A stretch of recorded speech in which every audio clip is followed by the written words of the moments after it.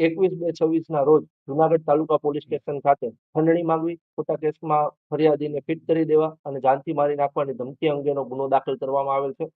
જે ગુના અંતર્ગત કીર્તિ પટેલ નામની વ્યક્તિ જે છે તેની ધરપકડ કરવામાં આવેલી છે અને આ જે કીર્તિ પટેલ છે તેની રાજસ્થાન ઉદયપુર ખાતેથી ધરપકડ કરવામાં આવેલી છે અને હાલ તેની રિમાન્ડની પ્રક્રિયા ચાલુ છે અને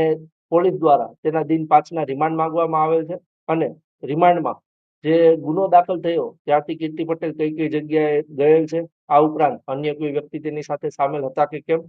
આ ઉપરાંત જે સહ આરોપીઓ પકડવાના બાકી છે, અન્ય જે આરોપીઓ જે 4 છે તેને પકડવાના બાકી છે, તો આ આરોપીઓ કઈ જગ્યાએ છુપાયેલા છે તેની વિગત મેળવવાની છે. આ ઉપરાંત જે 20 લાખની ખંડણી માંગેલી હતી તો તે પૈકી ફરિયાદીએ કોઈ રકમ આપેલ છે કે કેમ અને આ બાબતની સઘન તપાસ માટે દિન 5ના રિમાન્ડ માંગવામાં આવેલ છે. હાલ જે પોલીસ પ્રોસિજર છે તે રીતે તેને અટક કરવાથી માંડીને જે ન્યાયિક પ્રક્રિયા અંતર્ગત કોર્ટમાં રજૂ કરવાની હોય છે તે પ્રક્રિયા સઘન રીતે અને ઝડપી પૂર્ણ થાય તે અંતર્ગત આ કાર્યવાહી હાથ ધરવામાં આવેલી હતી.